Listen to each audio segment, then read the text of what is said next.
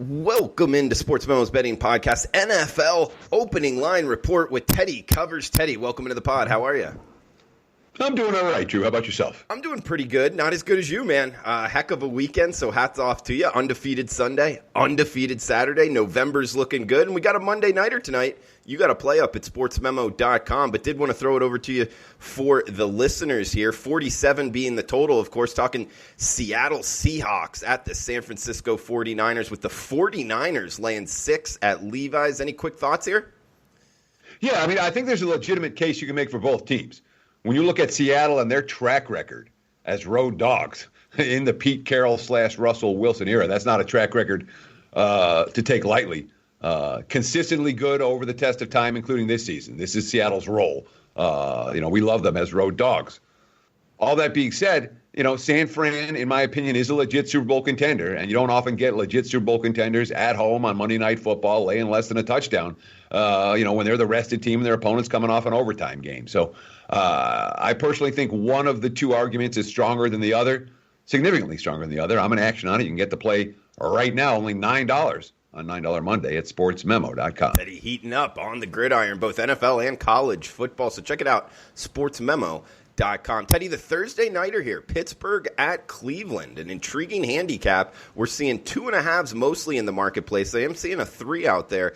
Just got taken out, actually, as we're talking. That's Cleveland laying at home, minus 2.5 now, 40 being the total. Yeah, this had emergency betting alert written all over it because the 3s weren't going to hold, and they haven't held. Look-ahead line here was Cleveland minus 3. My powering number is Cleveland minus 2.5. The betting markets are not going to give Pittsburgh full respect because of the Steelers' turnover differential. They've got a positive turnover differential. The defense got nuts creating turnovers in bunches every week, and the markets don't respect that. There is still market respect for Cleveland. And the Browns, of course, got off the schneid yesterday. It wasn't a pretty win against Buffalo, to put it mildly. The red zone struggles continue for the Browns. But we're certainly looking at Cleveland as a team that the markets are looking at with more upside than Pittsburgh right now. I don't know that I agree with that, and I don't think that any 3s are going to hold. This line closes 2.5 or lower. Like with every game, I'll give you the look-ahead line last week from the Westgate Superbook. I'll give you my powering number, and then we'll try to make an assessment on which way this line is going to move. I don't think Cleveland, there are still a couple of 3s out there. I don't think they're going to hold. I think this line closes 2.5 or lower. All right, Teddy, let's move on to the Sunday slate here. We got Dallas at Detroit at the top of the card.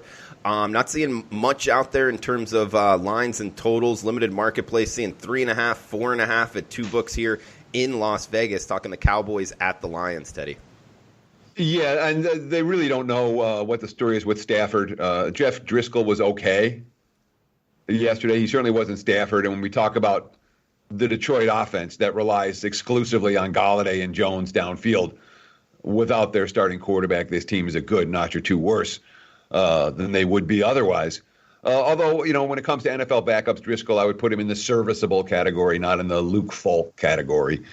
As for Dallas, Cowboys are what, 2-4 their last 6 since that hot start? Yeah, not good. Not beating a whole lot of good teams right now. And opponents have figured out what to do with Dallas. If you stack the box and make Dak Prescott beat you, Dak Prescott's not beating you. All that said, the Lions are a fundamentally flawed football team on both sides of the ball as well. I really don't get a sense for where this number is going to go. My numbers, the look-ahead line here, Dallas minus 2.5, that's a Stafford number. My powering number has Dallas minus 2.5, that's a Stafford number. If Driscoll plays, I think I would say it's at least a 2-point drop-off. So I would make that number 4.5, but no numbers right now. As you said, a couple of books have numbers up, but I'm not convinced that they're taking big limits at those numbers just yet. All right, Teddy, let's head to the NFC South for the next 2 division games here. New Orleans at Tampa Bay, seeing 51 being the total, 5.5. That's the Saints laying on the highway. Yeah, a look-ahead line here was Saints minus 4.5. My powering number is Saints minus 6. Boy, people go crazy when the team is a bad game. Yeah, that was bad. We saw it with the Packers 2 weeks ago, and it's like, oh, my God, they're terrible. Oh, what's wrong with you? It's like the Saints had a bad game yesterday, okay? And this much I'm going to say. Sean Payton never had them ready with extra time. Look at New Orleans week 1 under Payton. I think they've lost their last 6 ATS off the bye. They were just flat. They were a fat and happy team that didn't come in with the energy that they needed to against their opponent. There are some concerns maybe moving forward for New Orleans. The fact that Atlanta was sacking Drew Brees all day is certainly a concern. And the injuries continue to be there for the Saints. Tampa, I mean, talk about another team that shoots themselves in the foot on a regular basis, and another team with significant defensive injuries, which is a concern for the Bucs against that Saints defense.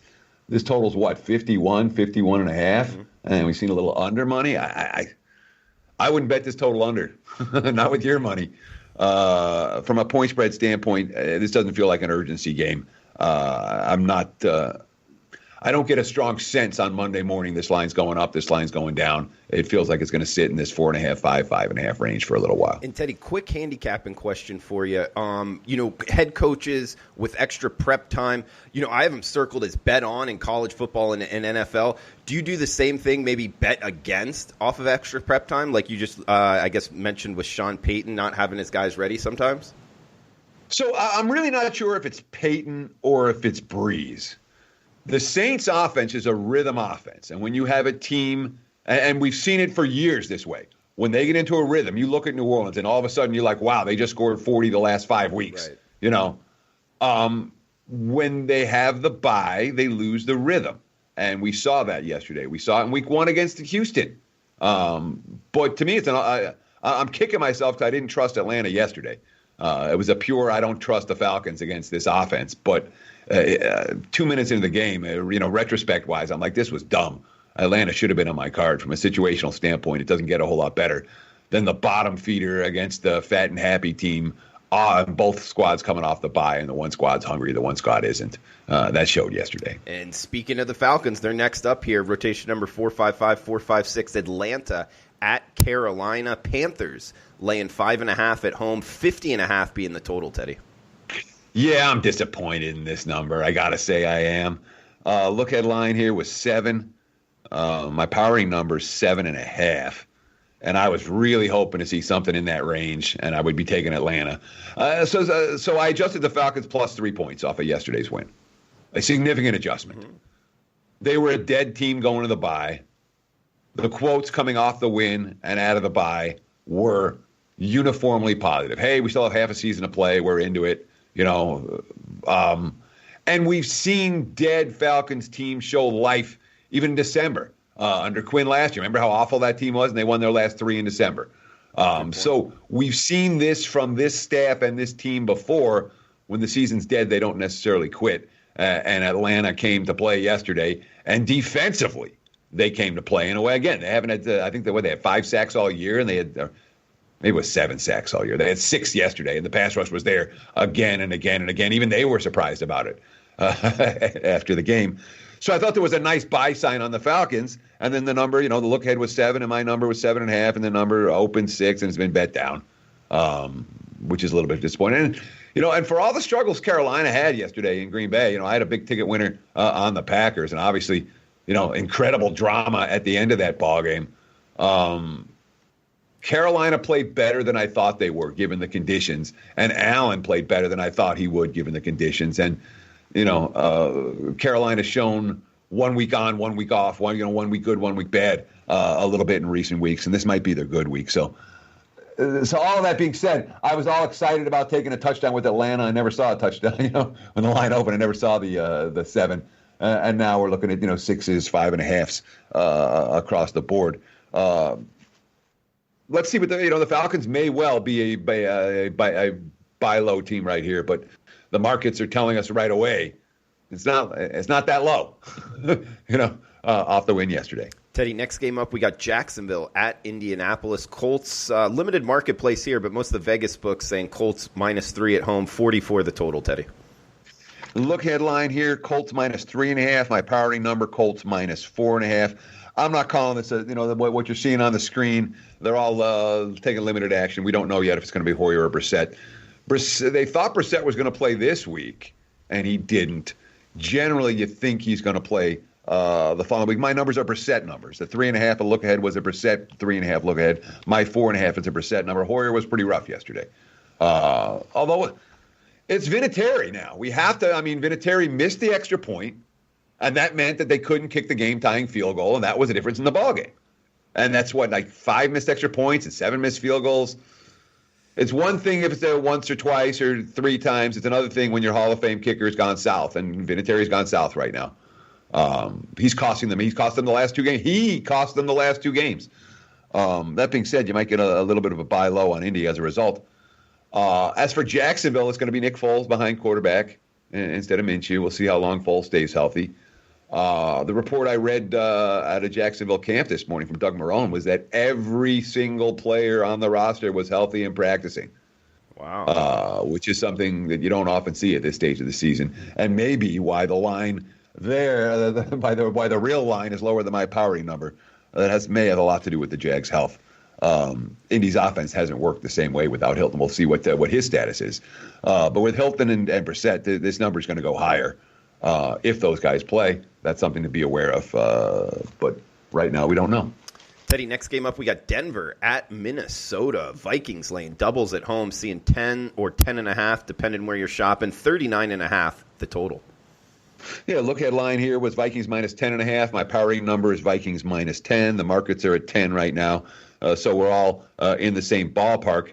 I'm not necessarily looking at this game that even off Minnesota's impressive win in Dallas last night, now you have, from a spot standpoint, the markets are going to let this get a whole lot higher. Denver off a win and a bye and as a 3-win team on the season. It's one thing if you're a 7-1 team like New Orleans is off a win and a bye. It's another thing if you're Denver and you're 2-6 and now you're 3-6 and you have a bye. I don't expect them to come out flat, is what I'm saying, the way that the Saints did yesterday. And Minnesota, with the big win on Sunday Night Football, travel afterwards, relatively short week, you can anticipate that this has a feel of a sharp square divide game. I think the Joes will be on laying with Minnesota and the pros will be on Denver. I don't have a strong take from the get-go on this one, and I don't anticipate any significant line move off the opener. Teddy, next game up, we got the New York Jets at Washington. Looks like 1.5. That's the Redskins laying at home. 38 being the total, Teddy. Yeah, Jets cash for the clients and I yesterday. Easy peasy, man. Although that game made me crazy. They all make you crazy. That's the way the NFL is. Jamal Adams, Jamal Adams with the play of the game. That was a difference maker in that contest. No question. Look at line here was Washington 1.5. My powering number is Pick'em. Redskins coming off a bye. The word is that it's going to be, even if Case Keenum is healthy, it's going to be Dwayne Haskins this week. Again, and Dwayne Haskins has shown some signs, but we saw the Redskins try to lay points against Miami. Washington is not a team I'm comfortable laying points with. I don't think it's a team the markets are comfortable laying points with. This line maxes at 2. It's not getting a 3. Not with Haskins behind center. And that Jets injury report's worth looking at. See, that offensive line made a big difference with Beachum back in the lineup yesterday. An offense that didn't work all of a sudden worked again. Lots of positive quotes from about Sam Darnold and from Sam Darnold after that ball game. Yeah, this line can't go high. It can only get lower. And Teddy, we're seeing that 1.5, and maybe gets to 2, but it's not going to get steamed towards Washington. And Teddy, another quick handicapping question here for you. When it's 1 or 1.5 for either side favored, not necessarily opinion on this exact game, do you ever recommend just doing the money line? Yes, in the NFL, I do. Okay. Absolutely, I do. It's something I do all the time in the preseason. That being said, when I'm taking a dog, I'm more likely to get involved in the money line with the favorite, instead of laying the 1.5. And with ones, I'll lay the 1, rather than money line it there.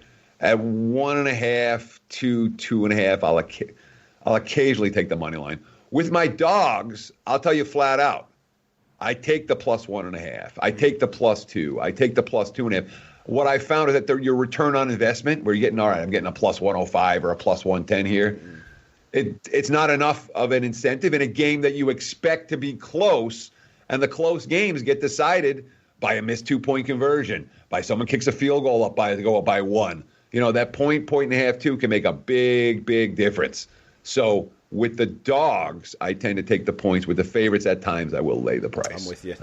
Yeah, good analysis there, Teddy. We got AFC East here, Buffalo at Miami.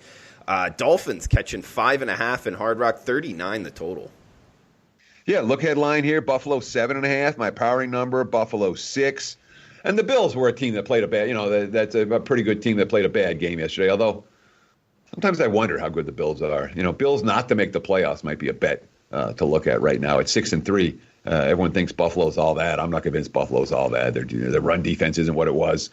And the passing game's hit or miss. Allen's not an accurate passer. But again, look ahead 7.5, my number 6.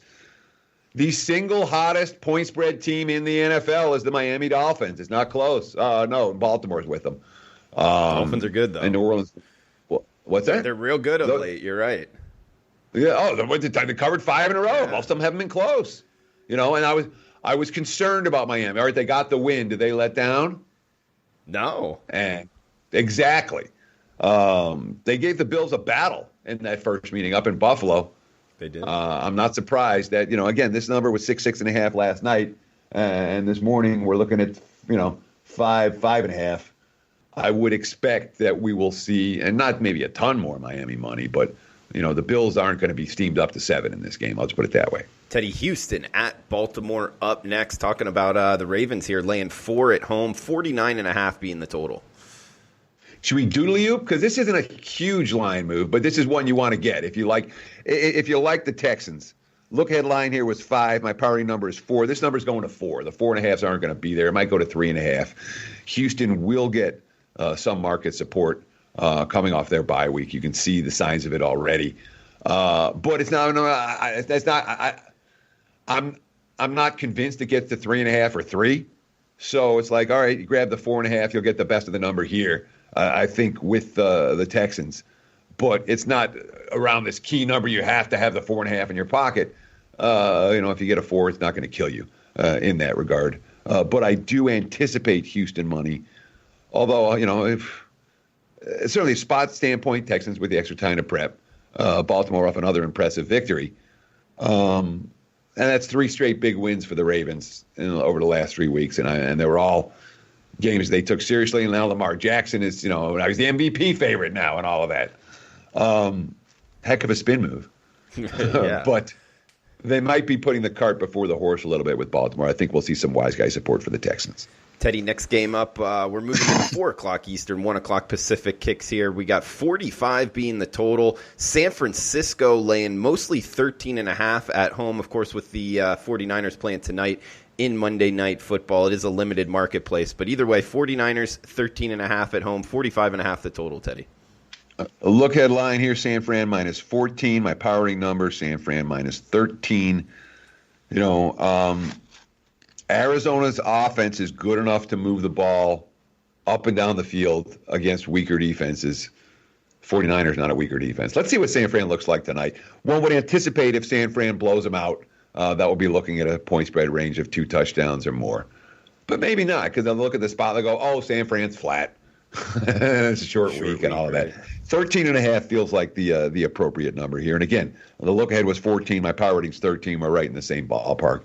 And I've got San Fran power rated, I think, is the 2nd or 3rd best team in the NFL. They're behind New England. Do I have them 2?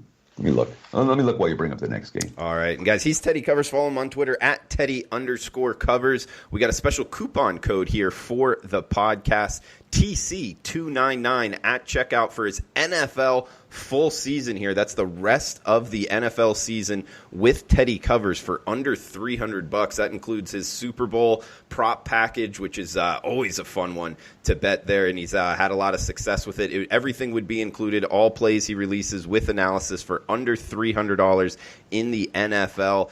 TC299 at checkout. He's 6-1 in the month of November in the NFL. Also, last 5 years, guys, my favorite stat here, 196 and 146. That's 57% in the NFL since 2015. Last 5 years, 57% in the NFL. Not many people at all better than that. Get his rest of NFL season package for under $300 on sportsmemo.com using the coupon code TC299 at checkout. Teddy, did you find the power ratings there? Of course I did. All right. Doesn't take that. I appreciate the giving me the time there. Doesn't take long. I got the Patriots, then the Saints, then the Niners, then the Chiefs, then a drop-off before the Green Bay, Baltimore, Minnesota, Rams, Texans, Cowboys, Seahawks, Eagles of the world. I have 4 teams that are clearly ahead of the rest. And I've got San Fran ranked number 3 out of those 4 teams. And Teddy, in the futures market, not that you're a big futures market, but would you pick maybe any team off the top of your head not in that first segment to possibly have a puncher's chance at winning the Super Bowl? If I was going to bet the futures market, I would have bet the 4 teams that I consider to be the 4 best teams, and I'd have bet them a while ago. All right, that's fair enough. I don't want to be, we don't want to be recommending futures bets on this podcast anyway. We got 4-6. Yeah, that's right. Leave that for Darren Ravel. Exactly. Leave the other guys to go nothing about sports betting. They can talk about futures. If you know something about sports betting, you know that betting teams to win the Super Bowl is a bad bet. No exceptions. If you can find a live dog, a live long shot prior to the season in the 100-to-1 range or even the 50-to-1 range, okay, I'll let you throw a couple of bucks on it without bitching at you too much. But at this stage of the season, good luck finding value on that future board. Knock yourself out. Good stuff, Teddy. We got New England at Philadelphia up next. Patriots laying 3 in the hook on the road. 45.5 the total, Teddy. Look headline was 3. My powering number is 3. The markets were at 3. Now we're looking at 3.5. The Patriots taking money this morning. There was a Brady quote talking about he's still not over the Eagles beating them in the Super Bowl. Both teams coming off a bye. New England coming off a bye and a loss, which historically has been a pretty strong situation. When Brady's still talking about a game from 3 years ago, the last time he met Philly, you can understand why the market's moved off of 3 to 3.5 this morning. I don't know that it gets a whole lot higher for the Pats than that. Let me see, is there any indication this is going to go to 4? Yeah, it's not going to 4, I don't think. Not an early indication. 3.5 appears to be where this number is going to settle, even though, again, look ahead was 3. Neither team played. My powering number is 3. And the markets are saying, yeah, your look ahead line wasn't good enough. Should have been 3.5. You see what I'm saying? Yeah. Neither team did anything except for show up. And yet we're seeing 3.5s pretty much across the board. There is 1-3 out there at Circa here in Las Vegas, minus 120 juice on that 3 flat number. We got Cincinnati at Oakland up next, Teddy. 49 being the total, seeing more doubles here at home. That's the Raiders laying 10 in the hook at home. Look at the line here was Oakland minus 8. My powering number is Oakland minus 11.5. So pretty significant difference between those two. I think the biggest difference of the week between the look headline and my powering number. That said, okay, how do you find a dead team? What are you looking for in a box score? What I'm looking for in a box score, Drew. Okay.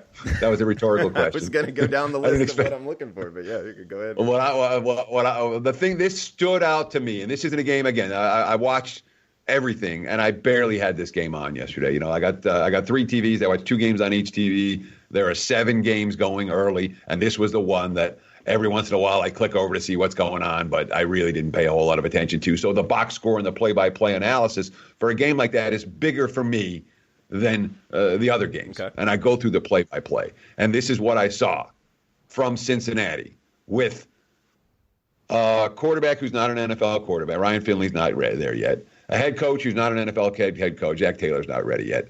A team that hasn't shown a whole lot of energy and spirit, defensively. A team where the best skill position weapon on offense was supposed to play. And then he's like, I'm taking the rest of the season off too. And A.J. Green. And then you look at the box score and you see what they did. You go through the play-by-play. They were crushed in that game, right? Scores 28-3. Joe Mixon had 30 carries yesterday. 30. Okay, which means they have nothing, and the coach is like, how do we get this game to shorten? Right. And how do we get out of here? And now you're taking when you're taking your feature back and you're plowing them again and again in the line in a game where you're down 5 touchdowns in the fourth quarter, it's dumb. It's a bad coaching staff. They're the worst team in the NFL. They're the worst organization in the NFL. Marvin Lewis, for all the, like, we were trying to hold on to Marvin Lewis, as being oh my God, Marvin Lewis, it's all his fault. If you remember the Bengals before Marvin Lewis, they were the worst team in the NFL and the worst franchise in the NFL. And Marvin Lewis was so good and lasted so long because he stabilized the worst team and the worst franchise in the NFL. I'll tell you what, I don't like anything about Cincinnati right now. And that box score stood out to me, and the Raiders will have to take money. They already have. The tens, there's still tens. There's still a handful of tens. We can doodly-oop on those. I don't think we're going to see a whole lot of Cincinnati money this week. The 10's likely to be betting the 10.5. But that's not the emergent. I've given you two little doodly-oops. And this one is, we'll talk about it. There's still 2 games left. There's one that I think is a big doodly-oop, but I'm not convinced. All right. Well, we have 2 left. You're right. The Sunday Nighter and the Monday Nighter. And talking about the 10s out there on the Raiders, if you're in Vegas, seeing them as we're talking at Cantor, showing a 10. So is Circa. And offshores, at least according to the Sports Memo odd sheet, we're seeing 10 at Chris, the Costa Rican international. Yeah. Bookmakers got 10. Caesars has 10. Circa has 10. Wynn's got 10 right now. The Coast casinos in Vegas have 10. As you mentioned, Cantor's got 10. They're out there. I don't think they're going to last. Teddy, the Sunday Nighter, we got the Bears at the Rams, seeing the L.A. Rams. Yes, that's the Los Angeles Rams. 6.5 at home, 41 being the total, Teddy. Oh, yeah, look-ahead line, 7.5. My powering number is 7. And if you think the Bears are fixed because they beat the Lions yesterday, you weren't watching the same game that I was. I have to think this goes to 7. I do, and I understand the Rams haven't played well. And at 6.5, it's 6.5, 7 even right now. If you like LA, I would lock in at 6.5 here. If you like, I would. I don't think that the Bears didn't answer any questions yesterday. All they did was beat a team with a backup quarterback barely. Of course, the Rams haven't answered a whole lot of questions of late. And the fact that in a 1-possession game, Todd Gurley had his last touch in the third quarter, McVay, there's pressure now for the Rams in a way there hasn't been. It's not all feel good for LA. So I don't even know that the right side here. I just have to think that this line will go to 7. In fact, I'll tell you what, I wouldn't bet the Rams at -7, so maybe it won't go to 7. I'd only take the Bears at +7. So I don't know. I thought that there was a decent chance this was going to go to like this would be an emergency and you got to get there. And the more I look at it, and I'm gauging the market right here, I would honestly say if you like Chicago, grab a 7. If you like the Rams, grab a 6.5. Now the market will go one way or the other. I thought it was going to 7, and now I'm not convinced that's the case. So for all the big doodly oops, and that's the emergency betting alert note, this isn't a huge emergency betting alert week.